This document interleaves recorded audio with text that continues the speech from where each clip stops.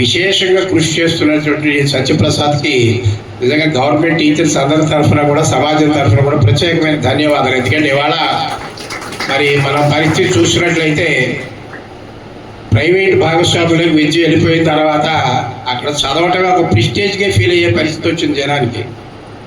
మార్కులు వస్తున్నాయా, చదువు వస్తుందా, నాలెడ్జ్ వస్తుందా అనేది వేరే విషయం. అది ఎవరు పట్టించుకునే పరిస్థితులు కూడా లేరు. ఎక్కడ చదువుతున్నాడంటే ఫలానా కార్పొరేట్ స్కూల్లో చదువుతున్నాడని చెప్పుకునేటువంటి గర్వంగా ఉండే స్థాయి తప్ప ఎంత చదువుతున్నాడు, ఎంత నాలెడ్జ్ వచ్చేసింది అనేది కూడా ఇవాళ ఆ పరిస్థితి ఎవరు కన్సిడర్ చేసే పరిస్థితి కూడా లేదండి. ప్రిస్టేజ్ అక్కడ ఉండటమే ప్రిస్టేజ్ అయితే చదివాడా లేదే కాదు.